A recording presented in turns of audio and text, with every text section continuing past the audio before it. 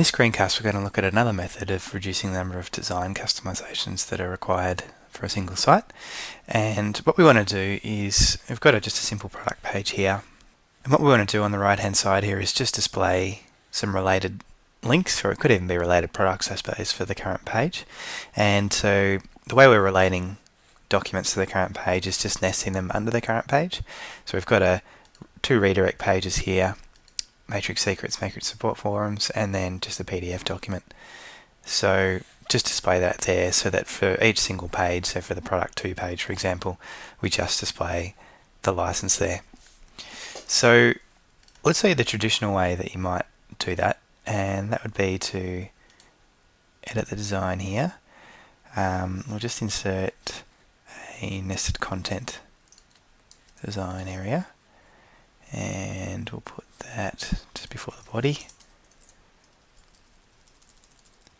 and just so that sort of floats to the left, let's just add a style here. Width 200 pixels, give it a 1 pixel border, and just float it to the right, and maybe a margin. Okay. So I might even put, and I guess this could actually go within the page, but just for the purpose of demonstration, H2 related products. So if we now preview the page,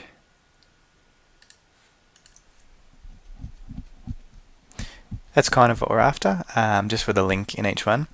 But you can imagine with that, you're going to actually have to create a separate design customization for every page. So because product 1 has these 3 links, but product 2 only has that single link, that means you're going to have to create a new design customization for product 1, a new design customization for product 2, and then apply that design customization just to that page. So if you've only got 5 or 10 sections within your site, that might work, but if you've got a big site, like using design customizations just doesn't work for that. So what we want to do is make it a bit more dynamic and actually use an asset listing to just dynamically list what's underneath each page. So we'll just go back to the design, and we've already created that design customization. I'm just going to cut this text and actually insert it in our asset listing that we're going to create. Okay, so that's a start there. And what we want to do is use this default customization, but first we need to create an asset listing that's actually going to list what's under here. So I'll add a new page, asset listing page, and we'll call it related documents.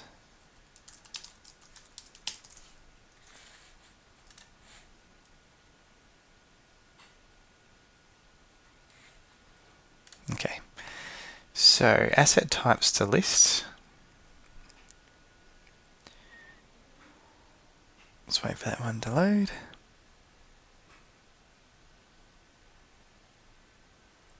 Okay, asset types to list, we'll do file, and we'll also do page.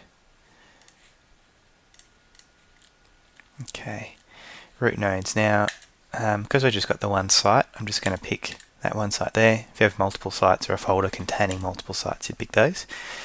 We do want direct links only, because basically, say we're on product page 1 over here, we want to just list those immediate child's there, immediate children there. So if we have any sub pages, so product 1A for example, we don't want to list that in our related documents, just those ones there.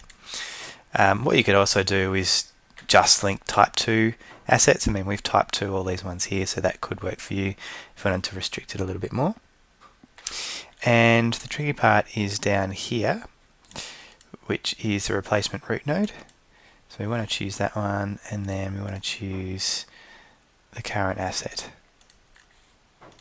And what that means is when we're viewing the product page over here, we want to set that as the root node, so that we're just going to get those 3 documents down there, rather than leaving the standard root node of the site at the top there. And just to confirm, asset ID is the one that we want to use. So now jumping back to our design, if we go to just the customization I've created for that design we were using earlier, and we'll customize the Nest content design area. So I did mention that we're reducing the number of design customizations, not eliminating them entirely. And the asset we want to nest is this related documents asset listing that we've just created. And I'm just going to edit that to wrap out the style that we were using earlier. So I switch to the code view, just insert a bit of a div there.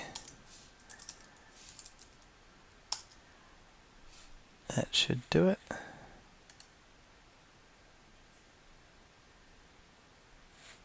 I think Matrix is doing this thing where it doesn't like to save again, so let's just try that one more time.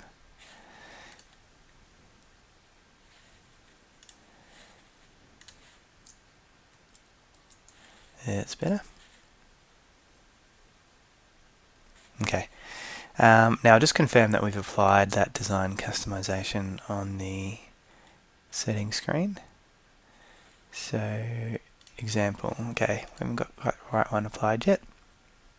So rather than the parent design, I'll just pick that design customization we were using, let it run through the whole site. That was quick.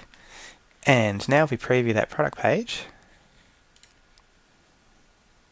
there you go, related products.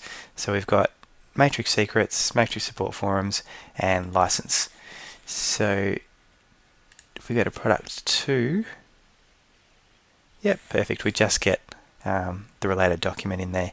And what you could even do from there is if we go to the display format screen, so what I'm using here is 2 redirect pages and a PDF. But what we could actually do is say for file types, and if you chose rather than the general file option, if you chose PDFs, you could customize each one of those. But even just file is a good example. So now we can customize that. And we'll just have asset name linked, but what we might put in brackets is file. And you could even insert the file size if that's a keyword that's handy here. Yep.